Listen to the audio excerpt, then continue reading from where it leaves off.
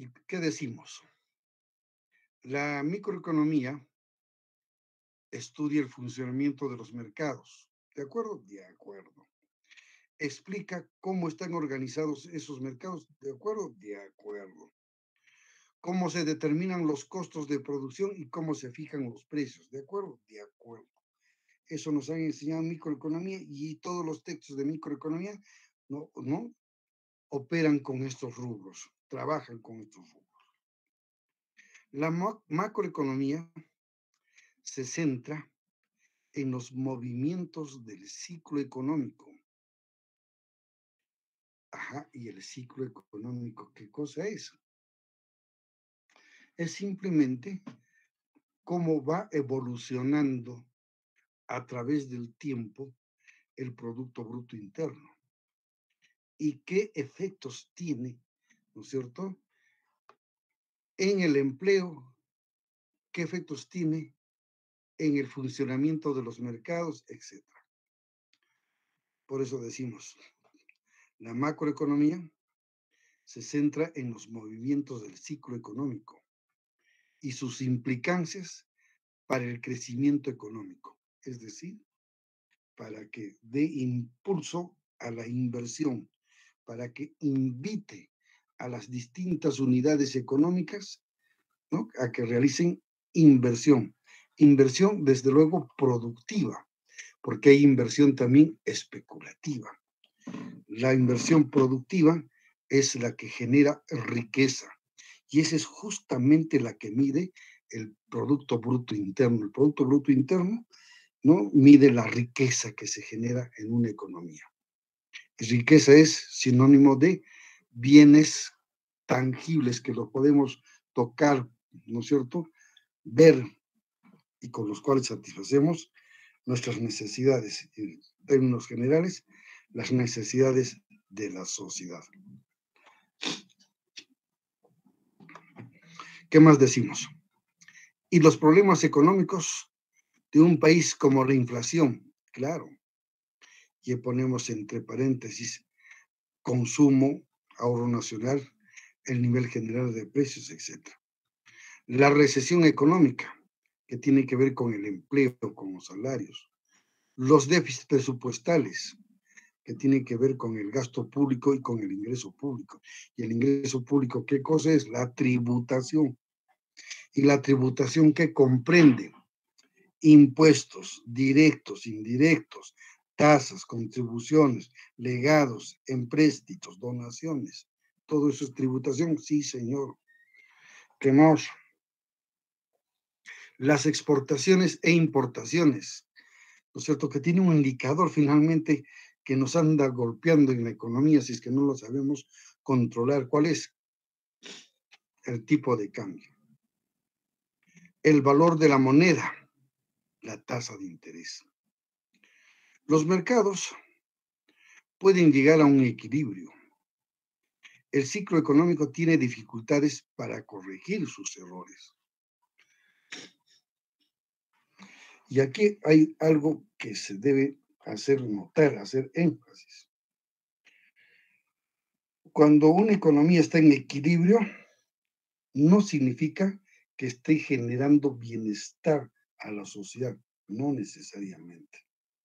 El Perú ha tenido etapas con indicadores del PBI altos, pero seguía habiendo desempleo, ¿correcto? Ahora, por ejemplo, nos ha golpeado un virus creado por un país comunista, China, y ha hecho de que nuestras economías no se empiece a generar, ¿no es cierto?, desempleo por pérdida de trabajo, ¿correcto? Y a colmo de remates, ha entrado los gobernantes que no les importa absolutamente realmente la sociedad del pueblo, no les importa. Solamente les importa es llenarse de dinero los bolsillos. Eso es. Y entonces estamos viendo cómo los indicadores macroeconómicos, sobre todo el PBI, está siendo golpeado. Y a colmo de remates, también viene la parte externa, una guerra absurda generada por un país comunista, Rusia.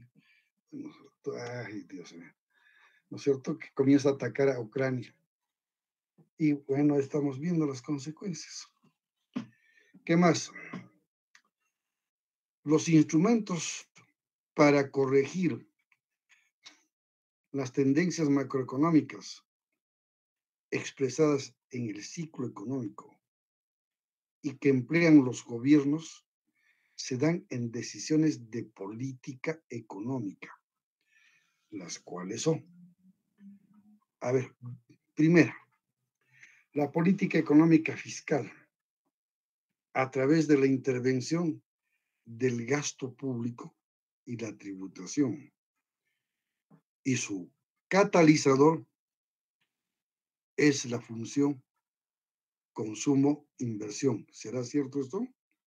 El ahorro, la propensión marginal a consumir, el nivel general de precios, el salario, directamente. ¿Correcto? ¿Por qué? Porque tiene la facultad del Estado de generar una política económica expansiva o contractiva. Tiene eso. Luego viene la política económica monetaria, a través del control de la oferta y demanda monetaria. Y su catalizador es la tasa de interés. ¿Correcto? Correcto. Luego tenemos la política económica comercial, a través del fomento de exportaciones e importaciones. Y su catalizador es el tipo de cambio. Un ratito, jóvenes, un ratito, discúlpenme, voy a dejar de compartir un momentito. Ya, un momentito, espérenme un minutito, por favor. Compartiendo. Que cuando uno no está bien de salud, tienen problemas, ¿no? Me van a disculpar, jóvenes. Listo. Ok, seguimos. Entonces, vemos ahora en qué consiste ese ciclo económico. Y para definir el ciclo económico, se tiene que definir previamente en qué consiste el PBI, el Producto Bruto Interno. Y este PBI, Producto Bruto Interno, es la riqueza que se produce en un espacio económico, ¿no es cierto? En un periodo de tiempo, generalmente un año, por todas las unidades económicas residentes en un país, ¿no es cierto?, que radican en esa economía. Correcto, correcto. Verbigracia, PBI del Perú. El Producto Bruto del Perú mide la riqueza que ha generado ese país, Perú. Con lo cual, todos los residentes, ¿no es cierto?, que, valga la redundancia, radican en ese país, con esa riqueza pueden satisfacer sus múltiples necesidades, individuales, colectivas, etc. Y esa riqueza lo han generado los peruanos, o sea, personas, unidades económicas nacidas en el Perú, más las unidades económicas provenientes del extranjero. ¿Correcto? Correcto. Por eso se llama PBI. Si alguien dice, no, yo quiero solamente saber la riqueza que han producido solo los peruanos, ya, vamos a retirar el saldo de factores, ¿no es cierto?, que ha generado la inversión extranjera. ¿De acuerdo? De acuerdo, ya, retiren, señor. Y entonces automáticamente el PBI se transforma ¿en qué? En Producto Nacional Bruto. Fíjense ustedes. Y entonces viene una categoría que se debe entender, que todos deben entender. ¿Cuál es esa categoría económica? Riqueza. es el conjunto de bienes y servicios que poseen las unidades económicas en forma individual o societaria y que les permite satisfacer sus necesidades. Y cuando se relacionan las variables que conforman este PBI o que explican este PBI, aparece el famoso modelo económico. Aquí está. El famoso modelo económico. ¿Se está viendo, jóvenes, lo que estoy achurando? Sí, se ¿Se ve, ve? profesor. Listo, ok. Lo que está achuradito es el modelo económico. Y entonces, la oferta global, que viene a ser el PBI, y que está explicado por la demanda global, todas las variables que están, ¿no es cierto?, al lado derecho de la ecuación. ¿Correcto? Es de corte keynesiano, sí, pero no es modelo económico keynesiano. El keynesianismo tiene sus parámetros propios, pero todos los países del mundo tienen la misma ecuación toditos. Y entonces, la pregunta surge, profesor, y ahí veo una variable con color rojo. Sí, pues, es que la demanda global solo involucra todas las variables que están de color negro, solo que para explicar las políticas económicas, sobre todo la fiscal, le agregan los macroeconomistas esa variable, ¿no es cierto? T, que simboliza la tributación. Y entonces vamos encerrando de dos en dos las variables estas que explican el comportamiento del PBI. Tenemos el primer grupo, consumo más inversión, consumo a nivel nacional, más inversión bruta, ¿correcto? A nivel nacional. Allí involucra la inversión creada por los peruanos y por los extranjeros. Está todo allí. ¿Qué más? Las otras dos variables, ¿no es cierto?, que están señalando a nosotros, que como es una economía que tiene controles, está siendo controlada, ¿por quién? Por el sector público. Entonces, ese sector público consume, claro, pues que consume, ¿no es cierto? Consume. ¿Y de dónde obtiene pues, los recursos para consumir ese sector público?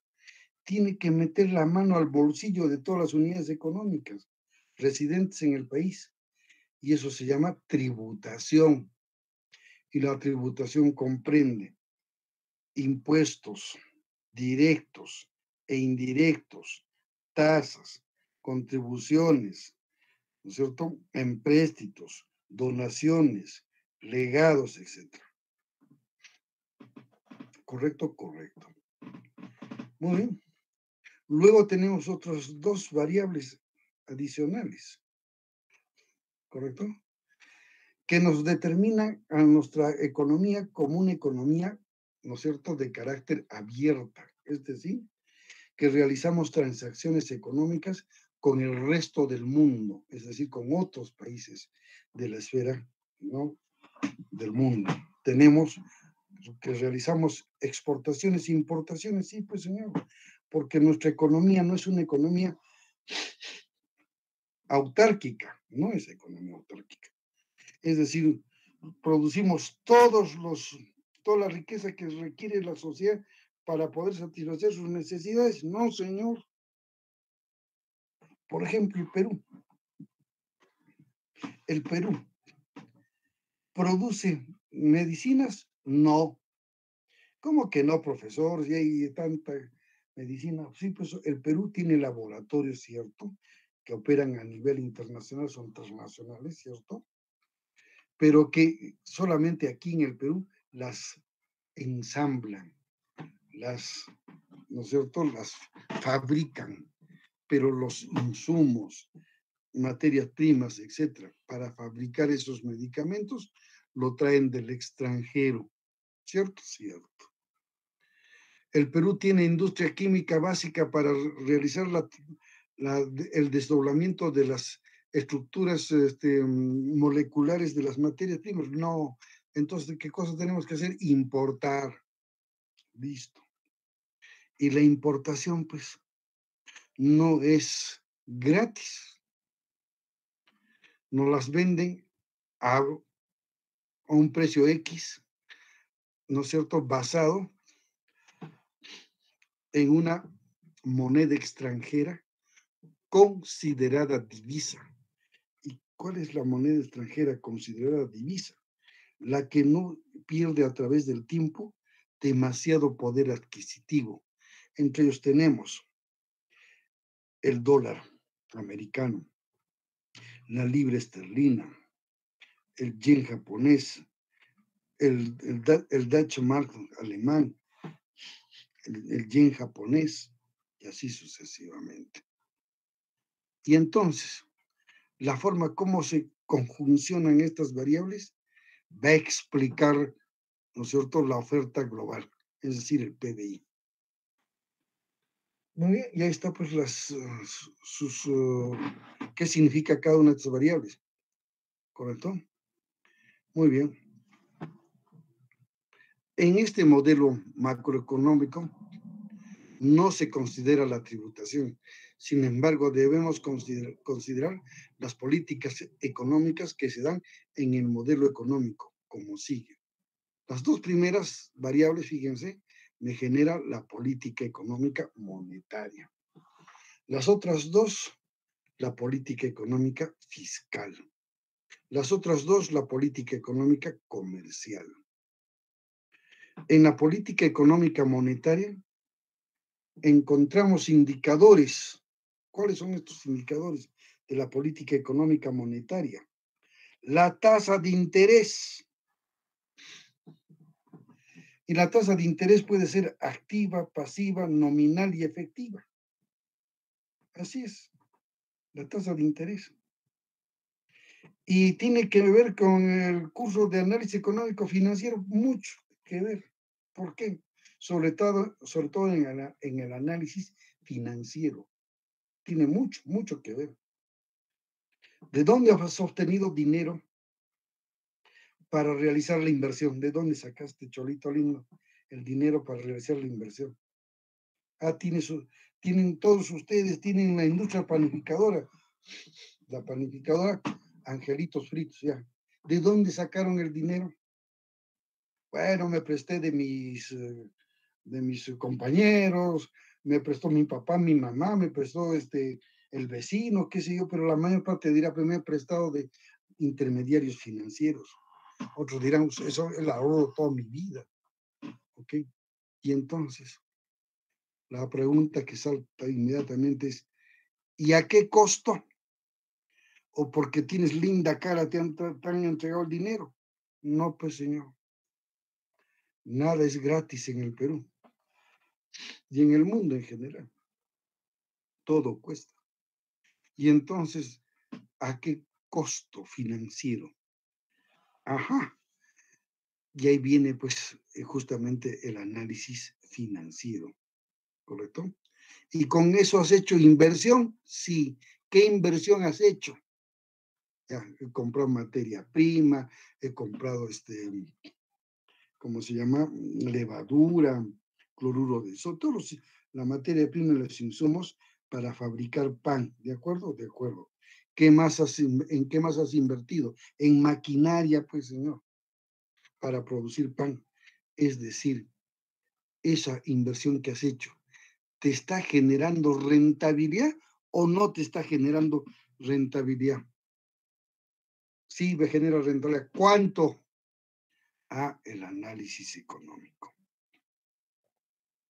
Entonces se juntan los dos y aparece el análisis económico financiero. ¿Qué más viene? Otro indicador, la tasa de encaje de la política económica monetaria. Entonces, hay una función que cumple, por ejemplo, en el Perú, el Banco Central de Reserva. ¿correcto? Y eso es uno de los, digamos, logros, ¿no? De todas las partes buenas que hizo este presidente de origen japonés, fue que le dio, ¿no es cierto?, al BCR autonomía total, pero le puso un conjunto de reglas de juego y le dice, tú, oye, BCR, vas a controlar la estabilidad monetaria y cambiaria. ¿Correcto? Correcto. Por eso que el tipo de cambio ahorita en el Perú no ha subido demasiado, ha subido entre 3.30 que estaba, ha subido hasta 4.20 creo, ahora está en 3.70, 3.68, algo por ahí está. Gracias aquí a la intervención del Banco Central de Reserva, porque esa es una de sus funciones que le genera, ¿no es cierto?,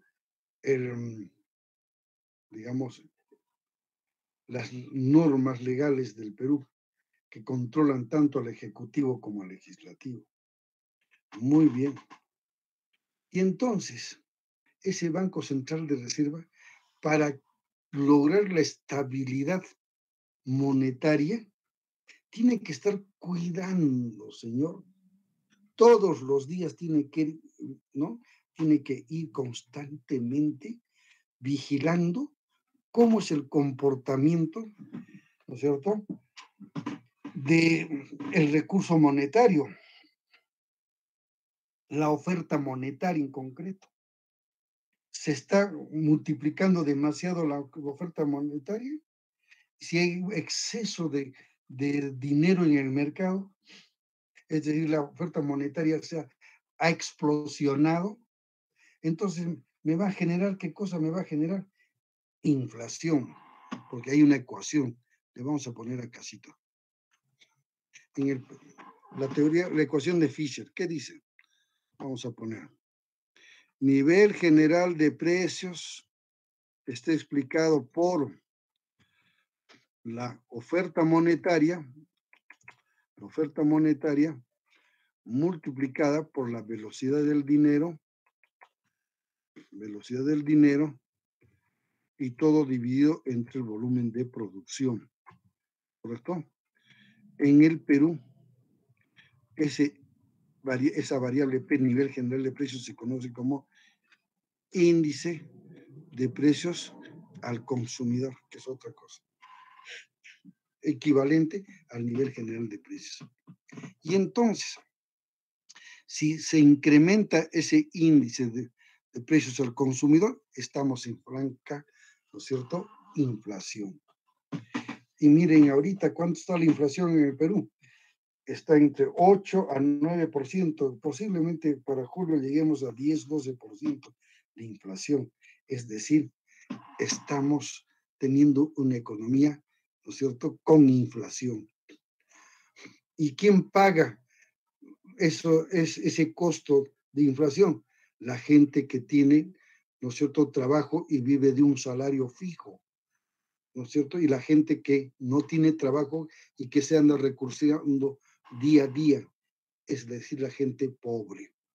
Sin embargo, los gobernantes han dicho que han entrado para beneficiar a los más pobres. Ahí dicen, ¿no? No, es que esa es culpa de las grandes transnacionales, culpa de los grandes empresarios. No, señor.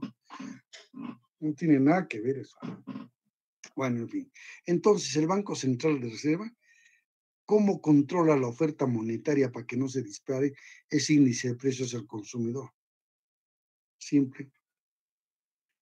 Controla a través de la tasa de encaje. ¿Qué cosa es la tasa de encaje? A ver, para que me entiendan mejor, acá. Vamos, viendo así. Una señora empleada recibe su sueldito todos los meses. Ok. Y como es la que anda comprando los bienes y servicios en el supermercado, agarra y le da miedo llevar dinero en efectivo y saca, ¿no es cierto?, una cuenta corriente, hace un depósito a la vista. Ahora lo han reemplazado con la tarjeta de crédito, ¿no? Muy bien. Y entonces, ese depósito a la vista o cuenta corriente se trabaja, opera a través de órdenes de pago. Y las órdenes de pago tienen dos bloques, el talón y el cheque.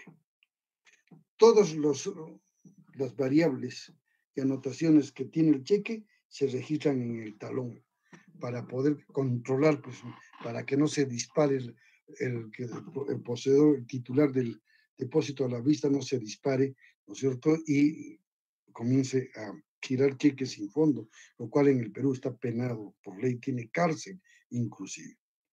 Muy bien, entonces la señora agarra y dice, bueno, ¿le han pagado cuánto? 1.000 soles. Ok, 1.000 soles. ¿Correcto? Ya. 800 soles lo ha depositado en su cuenta corriente. ¿Correcto?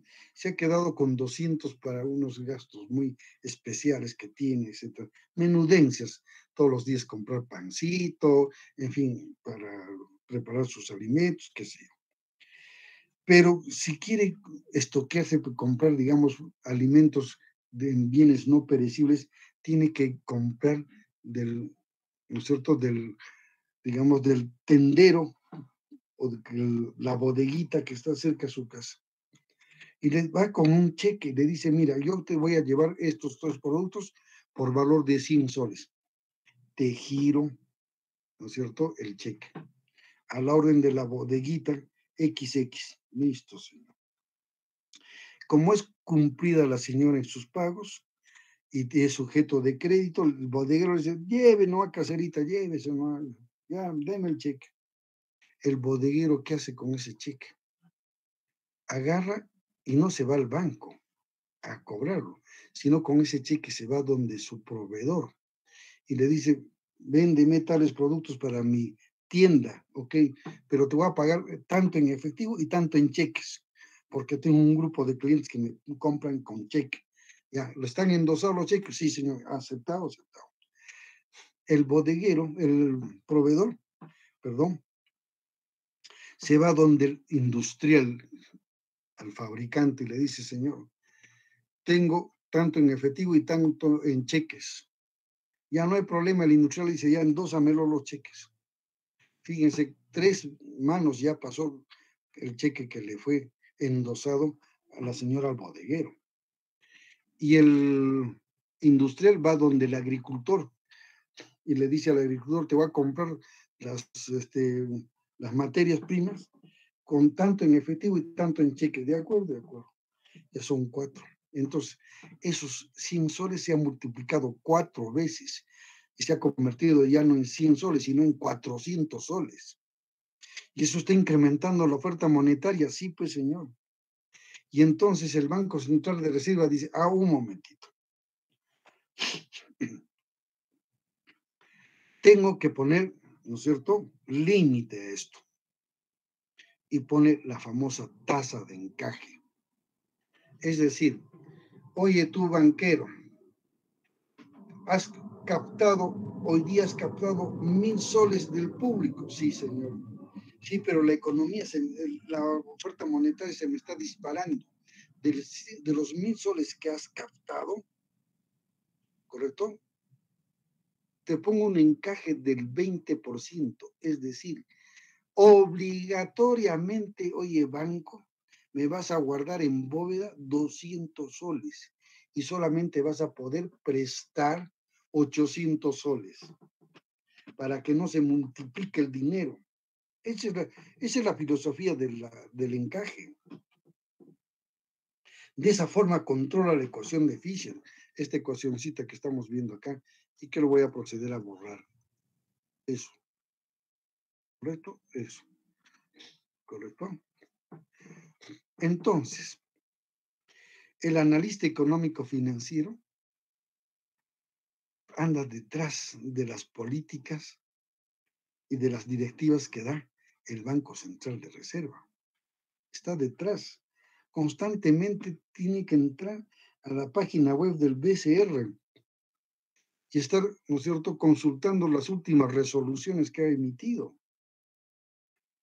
¿Qué tal si está subiendo el encaje? Ah, se va a encarecer el dinero entonces, ¿correcto? Esa es su función del analista económico financiero. Luego, en la política económica fiscal, ¿qué es lo que tratan de hacer los que manejan el modelo económico?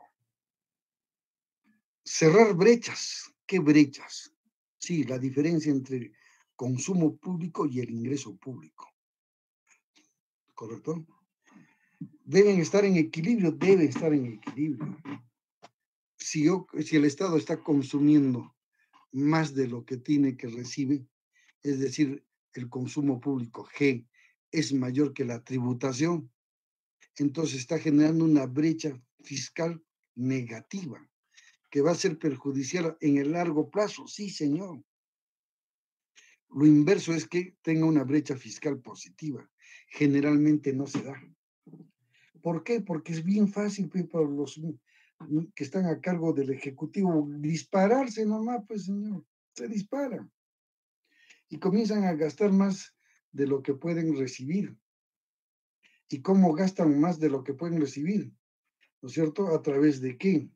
A través de sendos documentos, papeles, títulos, valores. Van a los proveedores y dicen, ya sí, señor, véndenos tantos quintales de harina de trigo, ya. O como lo que está haciendo el gobierno ahorita, por ejemplo, fertilizantes. Está comprando al crédito, lo está comprando. Ya está emitiendo títulos, valores que estén endeudando al sector público, sí, señor. Y entonces, ahí nos genera a nosotros la brecha fiscal, ¿cierto? Negativa, que va a llegar un momento en que tiene que pagarse. Todo lo que has consumido tienes que pagar, sí o sí. Y ahí vienen pues, los problemas empieza a crecer la deuda pública, interna y externa. Ahí viene, ya no tengo plata pues para pagar lo que he consumido, dice el Estado, el Ejecutivo. Entonces agarra y dice, ya, perfecto, vamos a emitir bonos del Tesoro Público, deuda pública interna. Ya no hay dinero, pues los peruanos ya no tienen plata en el bolsillo. Entonces vámonos al extranjero a prestarnos dinero. ¿Correcto? ¿Y qué hizo, por ejemplo, este expresidente que hemos tenido, ¿no? Sagasti, creo que apellida. Se ha endeudado, pues, miserablemente ha endeudado al Perú, ¿no? Por 100 años ha endeudado al Perú. O sea que mis nietos, mis bisnietos, mis tataranietos van a nacer con una deuda bajo el brazo. Eso es lo que va a ocurrir. ¿Y eso es perjudicial para las empresas? Sí, señor, como vamos a ver, ¿no? Más después, ¿no? En la política económica comercial se tiene el tipo de cambio como indicador resultante de los saldos de la balanza de pagos, sobre todo en la balanza en cuenta corriente. Ajá. La balanza de pagos, ¿en qué consiste? ¿Qué cosa es, profesor? Listo. La balanza en cuenta corriente es simplemente un modelo contable de carácter público y que está basado, construido en normas dictadas, ¿no es cierto?, por el Fondo Monetario Internacional. Esa es la verdad, esa es la verdad. Y entonces, te dice lo siguiente. Oye, país, dice el FMI, tú vas a endeudarte o vas a endeudar a otros países, tienes que saber registrar tu comercio exterior, tus operaciones de exportación e importación, de tal manera que podamos medirte si estás caminando, ¿no es cierto?, correctamente de acuerdo a los parámetros internacionales. A ver, primer bloque, les dice, ¿no? vas a tener la balanza en cuenta corriente. Y la balanza en cuenta corriente va a tener dos subbalanzas. La primera, la balanza comercial, donde tú, oye, país X, me vas a registrar únicamente todos los bienes que estás importando y todos los bienes que estás exportando. Solo bienes. Balanza comercial. Para poder explicar cuál es la génesis, ¿no es cierto?, de tu endeudamiento externo. Por esa razón lo hace, ¿no es cierto? La balanza comercial. Entonces, exportaciones menos importación de bienes, solo bienes. Y entonces, ya, has comprado pues, con exceso medicinas, alimentos del extranjero, es justificable, pues, correcto. Por eso que tienes una balanza comercial negativa. ¿Cuál no es negativa? Cuando importas más de lo que exportas. ¿Ok? Ok. Y eso te va a servir de justificación para el otro bloque que es la balanza de capitales. Sí, señor. ¿Ok? Ok. Entonces, ¿qué hacen? ¿No es cierto? Una vez diseñada la balanza comercial, recién viene la balanza de servicios. Ajá. ¿Vía qué vehículos vas a traer lo que estás importando? ¿Vía qué medios de transporte estás llevando tus exportaciones? ¿Vía qué? Y entonces vienen todos los servicios, ¿no? Por ejemplo, de exportación e importación, como son, por ejemplo, reserva de bandera, ¿no es cierto? Seguros, pagos a instituciones internacionales, porque es como un club, la Organización de Naciones Unidas, es como un club, hay que pagarle, pues, cada mes hay que pagarle una cuota a la OEA, a las Naciones Unidas, a todos hay que pagarles, ¿no? Por ser miembros de esa organización hay que pagarle. Por eso esas organizaciones se llevan pues una vida de cuerpo de rey, señor. Y que no sirven para la maldita cosa estas organizaciones. La Organización de Estados Americanos no sirve para nada. En eso yo le doy toda la razón, por ejemplo, a los gobernantes venezolanos. No sirve para nada, la Organización de Estados Americanos no sirve para nada. Por ejemplo, en las elecciones últimas del Perú, han mandado sus veedores. ¿Y a qué se han dedicado? A comer y a beber y a controlar lo que se estaba generando el famoso fraude electoral en Perú. No, no lo han controlado. Entonces es fácil, ¿no es cierto?, deducir de que no hubo buen control y es fácil deducir que hubo fraude, ¿no? Muy bien. ¿Qué más? Entonces, la suma de la balanza comercial más la balanza de servicios genera, ¿no es cierto?, la balanza en cuenta corriente. Y de acuerdo al signo que tenga esa balanza en cuenta corriente, genera los empréstitos y deuda pública, interna y externa que tiene un país, generando la balanza de capitales. Ya. ¿Se justifica que se tenga que prestar dinero a ese país? Sí. Y ahí entran los organismos internacionales a prestar dinero, etcétera, etcétera. Esa es la balanza de capitales. La balanza en cuenta corriente más la balanza de capitales nos determina la balanza, ¿no es cierto? La balanza de pagos. Muy bien, pero ¿en qué aterriza? Vamos a achurar todas estas variables. Acá vamos a achurar todito esto. ¿Se está viendo lo que estoy achurando, jóvenes? Sí, profesor. Listo. Todo eso aterriza en el empleo. Todo esto, empleo, eso me genera empleo. Si no lo sabemos manejar, si el ejecutivo de un país no sabe manejar estas variables, puede generarme desempleo, como lo que está ocurriendo en el Perú. Y si no hay empleo, no hay pues ingresos para las unidades económicas. Y las unidades económicas cuando tienen empleo tienen que consumir y otra parte ahorrar. Ahí está. Acá está. Consumir y ahorrar. Eso es, ¿no es cierto?, lo que hacen las familias y las unidades económicas en general. Sí, señor. Pero viene el Estado y dice, un momentito, cholito lindo, no te la vas a llevar, pero gratis todo. Yo también hago, ¿no es cierto?, participo en el modelo económico. Por consiguiente, me tienes que tributar. Y le mete la mano al bolsillo a las unidades económicas. Y las unidades económicas son personas naturales, son familias, son empresas, son instituciones.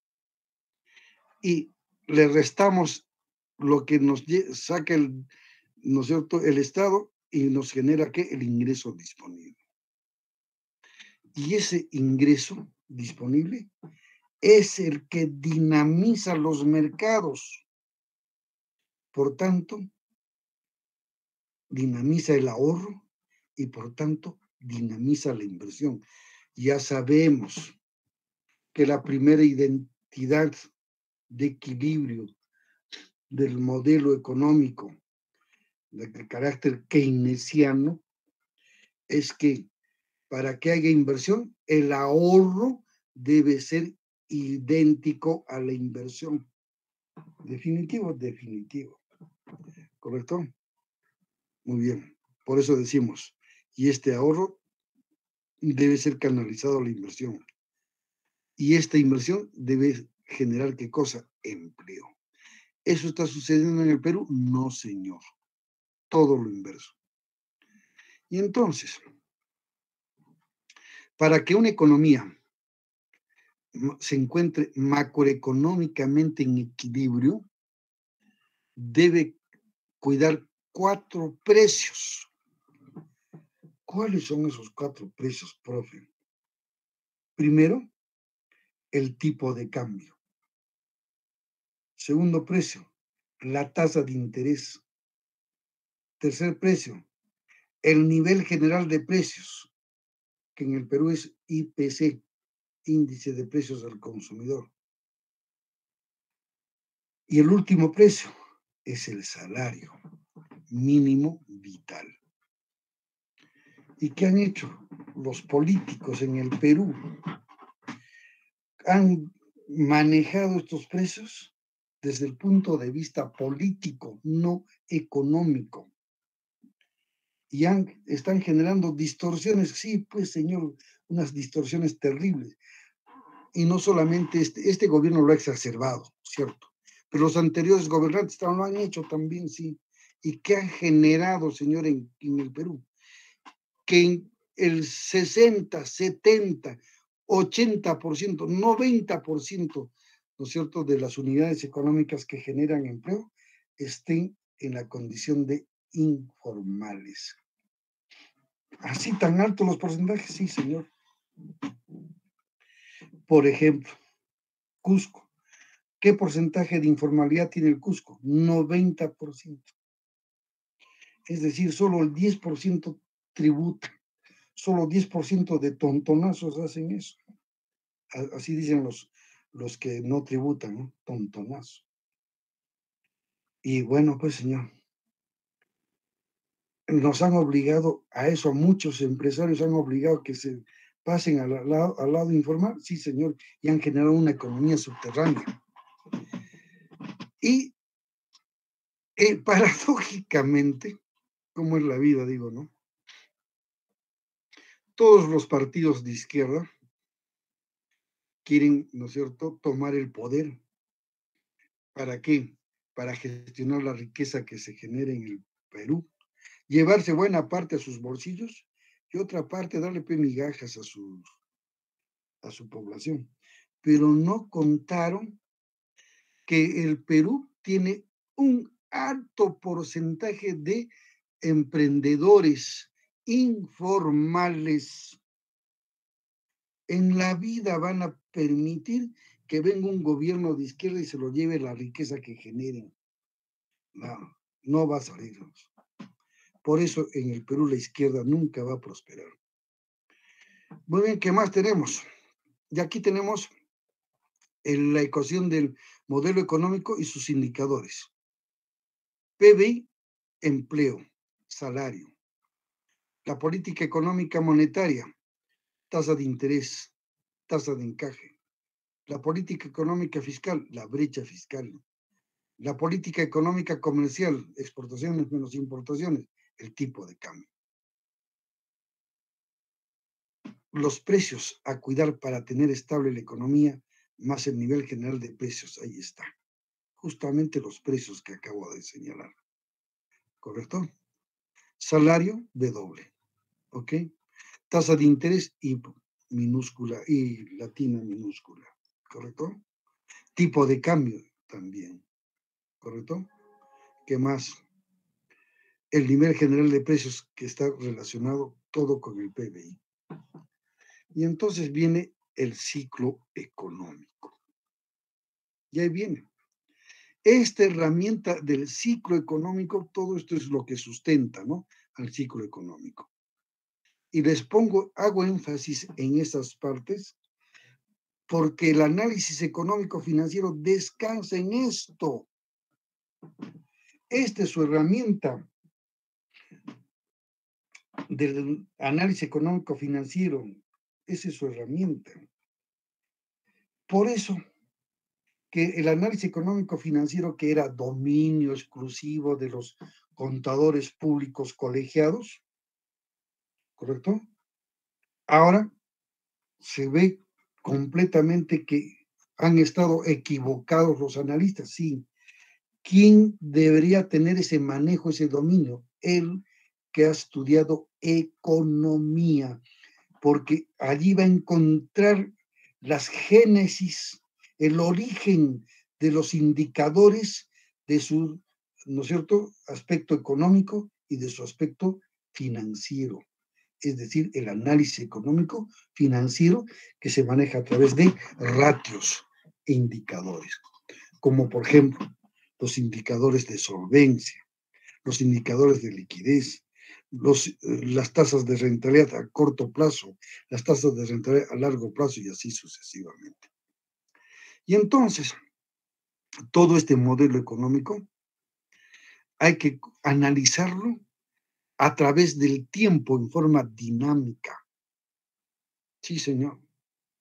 ¿Y cómo se analiza en forma dinámica? A través de analizando el ciclo económico. Es decir, es un análisis histórico, retrospectivo y prospectivo. ¿Correcto? Por ejemplo, el PBI del Perú. ¿Cuánto va a crecer este año 2022? 0%. 2023, si siguen los mismos gobernantes, va a tener tasas de crecimiento negativas. Y entonces, ahí viene pues la explicación, qué es lo que va a suceder con la inversión de los empresarios. Ahí se va a encontrar la explicación de sus rentabilidades, etcétera, etcétera. Y encontramos el ciclo económico. ¿Qué dice sobre el ciclo económico? Son las variaciones que sufren los componentes del PBI a través del tiempo y se expresan como indicador en el PBI. O sea, el PBI es una variable macroeconómica, sí, señor, es una variable, pero que se transforma en indicador de cómo está caminando en el tiempo la oferta global, es decir, cómo está caminando la riqueza que se genera en un país a través del tiempo, ¿correcto? Y eso se analiza a través de el famoso ciclo económico. Y el ciclo económico, según la teoría esta, dice que el ciclo económico tiene, ¿no es cierto?, 4 fases: la depresión, la expansión, el auge y la recesión. Cuando una economía está en buen pie cuando la tendencia de cómo va evolucionando el PBI es a crecer, como que estamos mostrando en la figurita 1. ¿Se está viendo la figurita 1, jóvenes? Sí, profesor. Listo, estamos viendo con una flechita roja. Hacia arriba, señor. ¿Correcto? Correcto.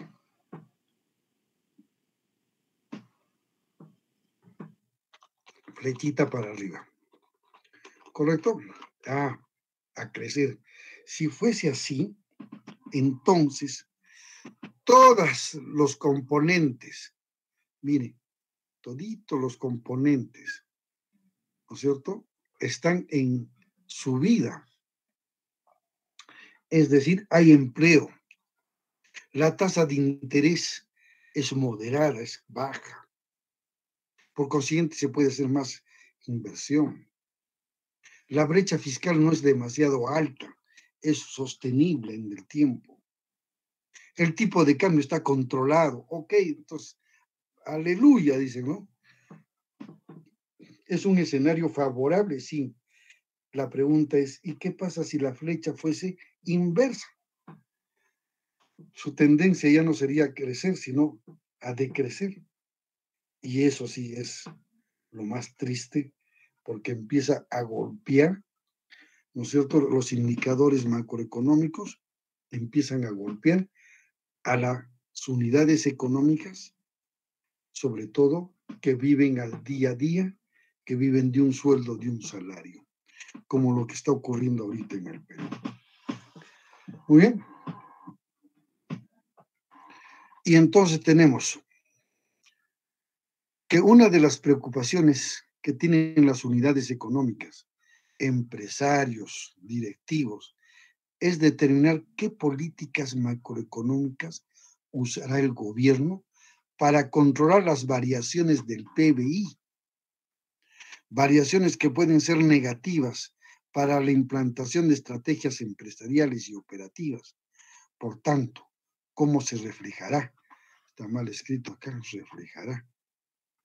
No está mal escrito, señor. Reflejará en sus indicadores económicos y financieros. Debe haber un interrogante acá. Está mal escrito, por eso les he dicho yo, obsérvenme pues, señor jóvenes, ustedes son los únicos que me pueden hacer notar errores. Y he dicho que voy a poner un punto adicional al que me observe la mayor cantidad de errores. Muy bien, eso es lo que ocurre, ¿no? Entonces, esta herramienta macroeconómica es fundamental en el análisis económico financiero y es una herramienta que permite al profesional economista asesorar a una empresa. Eso es el trabajo que debe desarrollar el economista en una empresa. ¿Correcto? Y tenemos, por consiguiente, como resultado de este análisis del ciclo económico, los modelos de predicción. Y aquí sí hay una polémica fuerte, ¿no? Tenemos los modelos keynesianos, monetaristas, los de expectativas racionales. Yo no quiero ingresar a ninguno de ellos porque después me van a calificar de sabe Dios de qué. Entonces, preferible, lo dejamos ahí. ¿Correcto? Y sin embargo, al margen de los modelos, ¿correcto? Les han enseñado en macroeconomía. ¿Están llevando macroeconomía o no? Sí, profesor, ya llevamos ya. Ya, ok. Les han enseñado el modelo keynesiano, ¿sí? Sí, profesor. El monetarista. También, profesor. Y de las expectativas racionales. Mm, Casi ya, no mucho, ¿no? No creo que Casi tocamos no eso. mucho. Y curiosamente, los de la universidad, ¿no es cierto?, católica, trabajan con modelos keynesianos haciéndole una crítica dura. al keynesianismo. Y las de la Universidad del Pacífico trabajan con modelos de expectativas racionales. Fíjense ustedes. Bueno, en fin, ya no quiero meterme porque tiene mucho componente político allí. Dejemos eso. Entonces, la pregunta que se hace, ¿no? ¿Cómo voy a, ¿no es cierto?, predecir si la economía está en buen camino y estamos yendo por buena ruta? ¿Correcto? Y porque hay algunos indicadores macroeconómicos que son positivos, en ese mismo momento hay indicadores macroeconómicos que son negativos. ¿Cómo hago, pues, profe? ¿Cómo yo voy a diagnosticar? ¿Cómo voy a predecir? ¿Y te han enseñado en el curso de macroeconomía? No, profe, me han enseñado las proyecciones, sí, cierto, pero ¿te han enseñado a predecir lo que puede ocurrir? No, ya. Entonces, ahora sí, yo les voy a enseñar cómo predecir, ya que ustedes van a ser futuros asesores de empresas. Como tal, el análisis económico, sobre todo, ¿no es cierto?, en el sustento macro, tenemos indicadores, ¿no es cierto?, coincidentes, atrasados y adelantados. Indicadores del comportamiento justamente del PBI.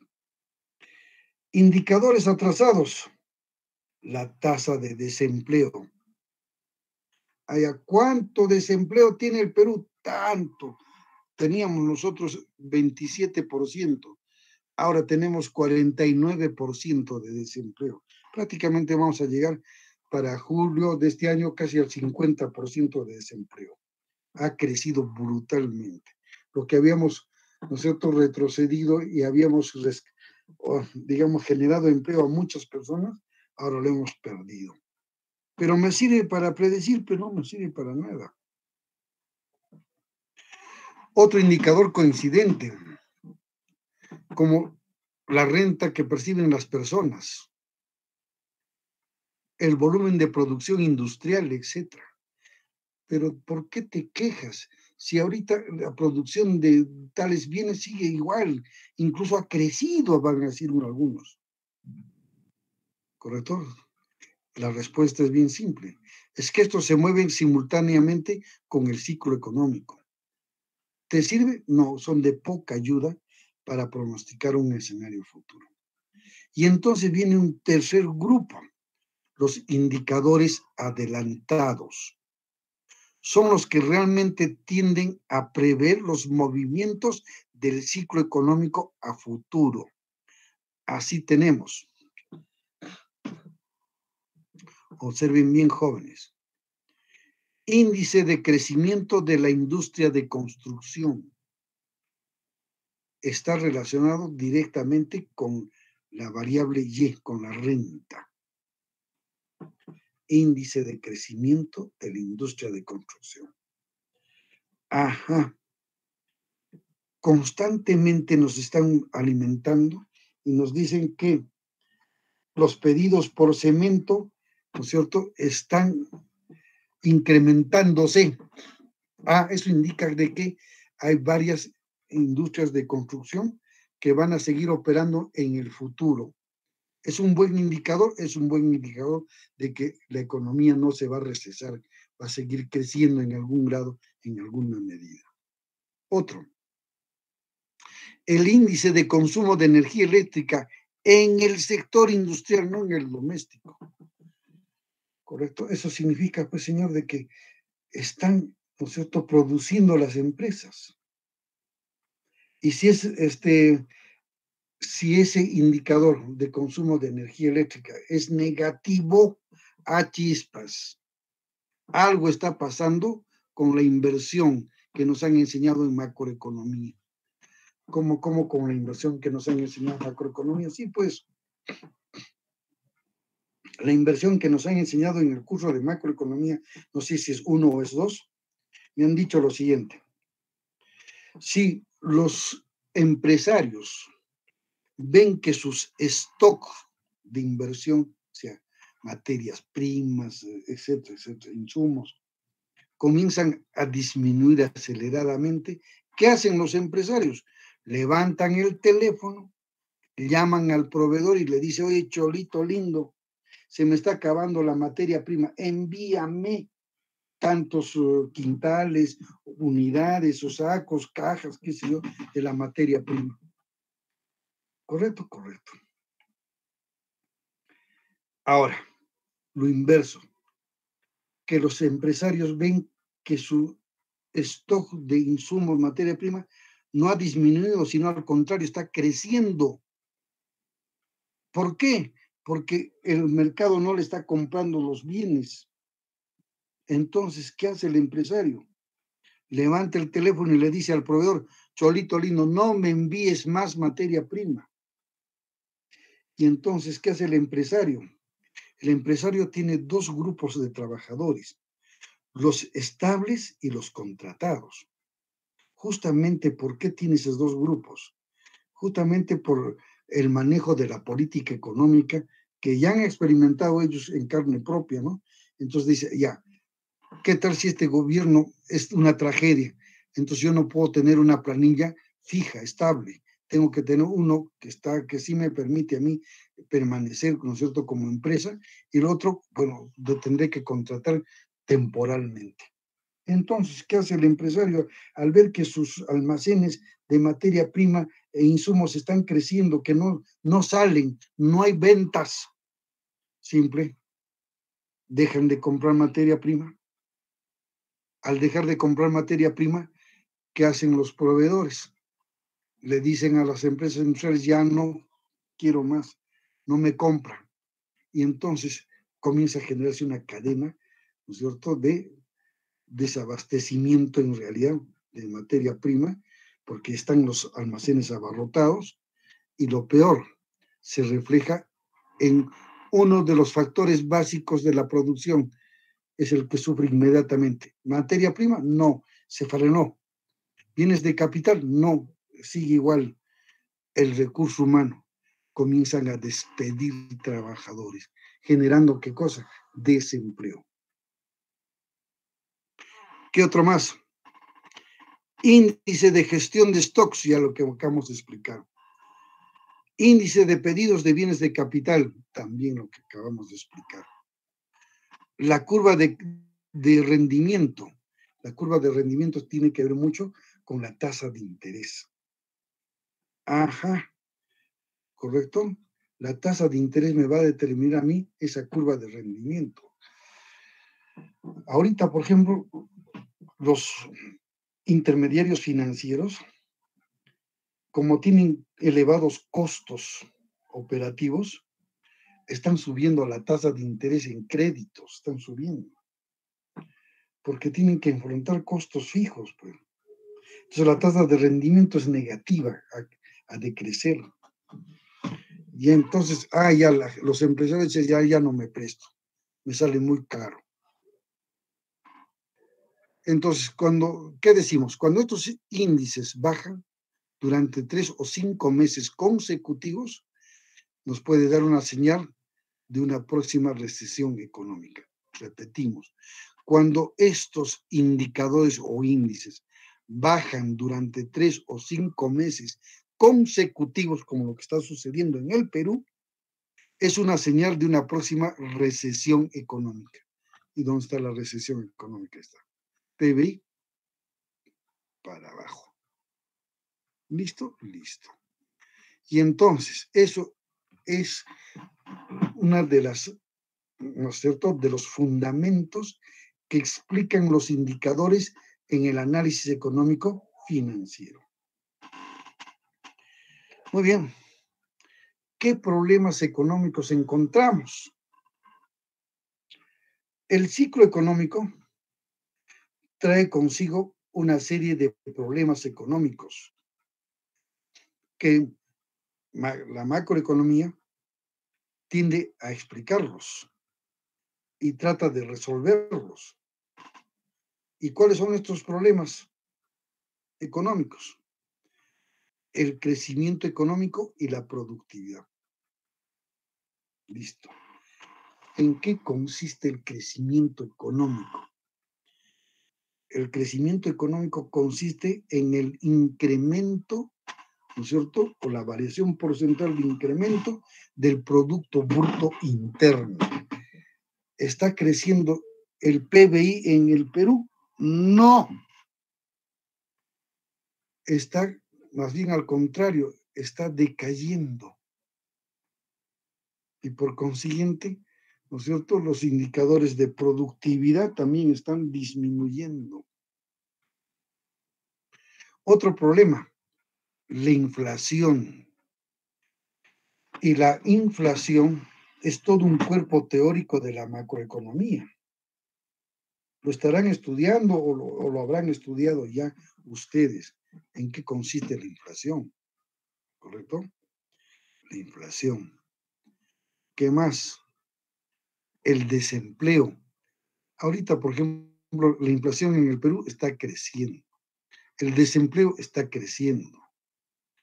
El déficit externo y público, todavía creo que teníamos indicadores positivos, pero ojalá que no se pierda eso, ¿no?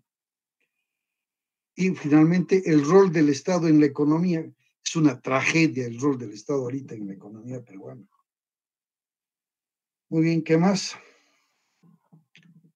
Todo esto, voy a churar todito esto. Todo esto yo no voy a enseñar, ¿eh? Eso ya lo han aprendido ustedes en macroeconomía. Ya lo han estudiado en macroeconomía.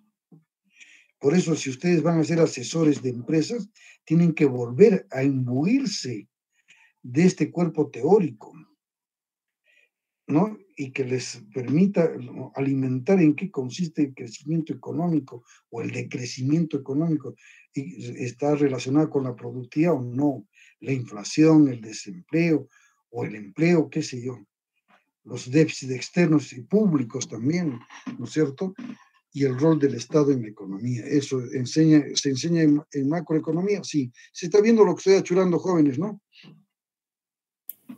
Sí, profesor. Sí se ve. Listo. Ok. Entonces, sin embargo, vamos a dar algunas macromagnitudes e indicadores. ¿El PBI es el principal indicador macroeconómico? Sí, señor. Te mide la riqueza que estás produciendo a nivel nacional, ¿no es cierto?, con lo cual están satisfaciendo las necesidades toda la sociedad, toda la población. Ok. Renta nacional nos indica el volumen de ingresos de la población de una economía en un año. Renta personal disponible es el resultado de restar a la renta nacional los impuestos indirectos, las utilidades no distribuidas o beneficios, y se le suman las transferencias que otorga el Estado y los dividendos recibidos. Ok, ahí está. Renta personal, ¿no es cierto?, disponible, ahí está. ¿Esa es su ecuación? Sí, señor. Esa es la ecuación. ¿Hay familias que reciben subvención? Sí. ¿Con la pandemia han recibido bastante subvención? Sí, muchas familias. ¿Y a qué se han dedicado? A consumir bebidas alcohólicas en un alto porcentaje. Entonces, la renta personal disponible es YESUBDEN. ¿A qué se destina? Al consumo y al ahorro. Correcto. La renta personal disponible dividida entre el total de la población nos da la renta personal disponible per cápita. Otros indicadores. Índice de precios. ¿Correcto? Se emplea para medir la inflación. Y la tasa de inflación es la variación que sufren los precios en el tiempo. Se emplea el índice de precios al consumidor como indicador de inflación. Índice de inflación subyacente, eso lo tiene el Banco Central de Reserva. Se relaciona con el índice de precios al consumidor menos los precios de los productos energéticos y de los productos alimenticios sin elaborar. Esa magnitud la han creado los del BCR. Y acá tenemos un ejemplito. Tasa de crecimiento del PBI. Estamos poniendo es un ejemplo, 2008, 2013, 2020. tasa anual del PBI nominal, su porcentaje en desprecio al consumidor, PBI real, es la división entre la columna 1 y la columna 2, me da la 3, la 4 es la población, y si yo divido la 3 entre la 4, las columnas me da el PBI per cápita. Simple, simple, pues, señor. ¿Y cómo has hallado estas tasas? Utilizando, pues, esta ecuación, la ecuación que generalmente se emplea en el interés compuesto, ahí está, listo. Y ya, por ejemplo, 6.94, ¿de dónde sale ese resultado? 6.94%, tasa anual de crecimiento del PBI. Ah, 2.708 está acá, como ves, doble sub 0, y B doble sub 1 es 6.060, ahí está. Y la tasa me da, ¿no es cierto?, está expresada en el porcentaje que nos da la tasa, en este caso de la fórmula del interés compuesto, R. Y llevo, pues son 12 años. Hago simplemente, ¿no es cierto?, el cálculo aplicando raíz, en este caso doceava, y me sale 6.94. Y así hago toditas las tasas. ¿Correcto? Así se encuentra. Eso como ejemplo, ¿no? Seguramente que a ustedes les han enseñado modelos mucho más sofisticados, mucho más complejos. Aquí el profe Arturo Caparrós simplemente le está trayendo un ejemplito modesto, ¿no?, para refrescar la memoria de cómo se hallan esas tasas, ¿no?, en relación al PBI, fíjense ustedes. Y aquí viene una herramienta que casi nadie conoce, que casi nadie maneja. No lo conoce, no lo maneja, y que se lo han reservado algunas escuelas del pensamiento económico para sus grupos de privilegio. Pero lo hemos capturado, por supuesto, lo hemos capturado. Y eso se les va a transmitir a ustedes. El famoso diamante, así le llaman. Así, es un diamante, profe. No, pues, bien denominado así, porque finalmente va a salir una figura geométrica muy parecida, pues, a un diamante. Y por eso le están poniendo diamante. Bueno, les ha gustado, pues, el nombre, les ha gustado el nombre. Y vamos a ver. Por ejemplo, jóvenes, cuando ustedes asesoren una empresa, apliquen esta herramienta, el diamante, ¿ya? Y cuando hagan sus análisis económicos financieros, apliquen este diamante como sustento de lo que ustedes han encontrado como resultado de los indicadores. Indicador de liquidez, activo corriente sobre pasivo corriente, ¿me va a dar un porcentaje? Sí, señor. ¿Y por qué te sale, no es cierto, digamos, 80%? ¿Por qué te sale 60%? ¿Por qué te sale 40%? Explícame por qué. Los contadores dicen, no, pues simplemente es la división. Ah, ahí viene la explicación. ¿Por quién? Por el profesional economista. Y este es el diamante. El análisis macroeconómico requiere comparar distintos indicadores de cada año. Generalmente se presenta que unos indicadores mejoran y otros empeoran.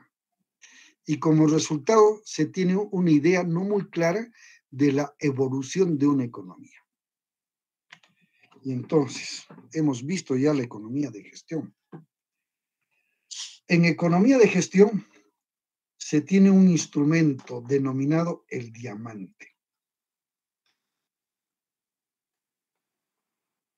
que no lo utilizan, que no lo señalan, que no lo emplean quienes, los tratadistas de macroeconomía, ningún texto de macroeconomía, ninguno. Sáenz Larraín, etcétera, etcétera. Ninguno. Ellos revisaron toda la literatura de los textos de macroeconomía. Ninguno trata el diamante. Sin embargo, estos profesionales en su vida, en su desempeño profesional, han empleado el diamante. Fíjense ustedes. Como el ser humano también es a veces egoísta con el conocimiento, ¿no? Y entonces, ¿qué decimos? Para emplear este instrumento, Se toman datos, no información, datos de los años que se quieren comparar, considerando los siguientes indicadores. Primer indicador, tasa de crecimiento del PBI. Año por año hay que tener la tasa de crecimiento del PBI, sí, señor. Para eso hay que tener mucho cuidado en seleccionar la fuente que me da, ¿no es cierto?, a través del tiempo, la tasa de crecimiento del PBI. En el Perú, ¿cuál es la mejor fuente? La del Banco Central de Reserva del Perú, no del INEI, no. Igual, tasa de inflación también, ¿qué me da, ¿no es cierto?, ese indicador? La fuente, ¿cuál es la fuente de confianza? La del Banco Central de Reserva. Tasa de desempleo, también me da el Banco Central de Reserva, pero en este caso la mejor fuente es la que me da a mí, ¿no es cierto?, el INEI. Eso sí es, ¿correcto?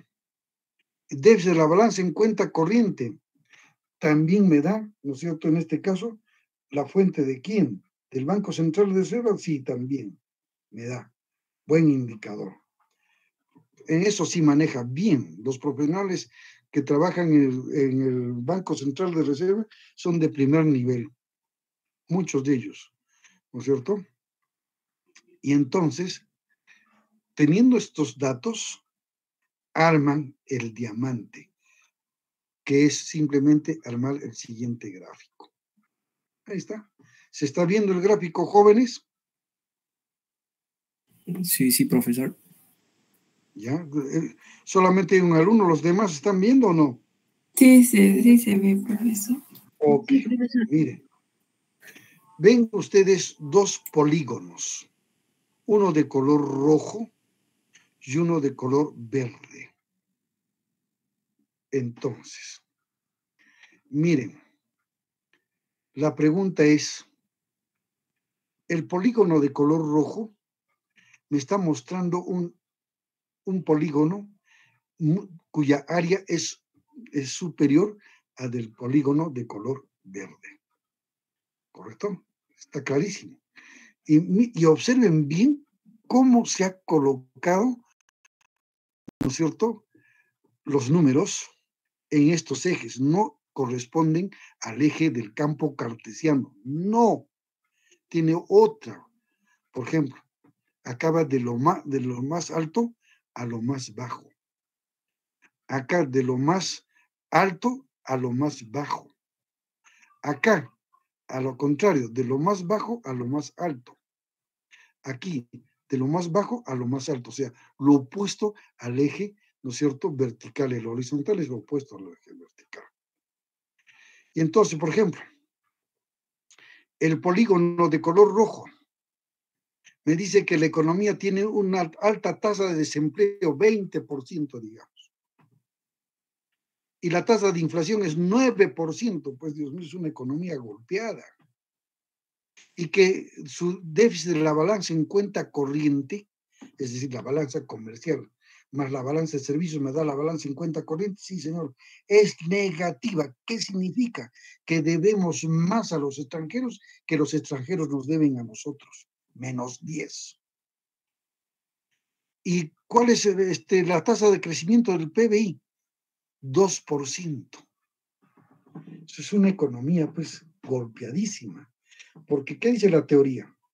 La tasa de crecimiento del PIB por lo menos debe, ¿no es cierto?, superar en algo a la tasa de crecimiento poblacional para poder aceptar, ¿no es cierto?, esa tasa. En cambio, la del polígono verde, tasa de desempleo 19%, alta.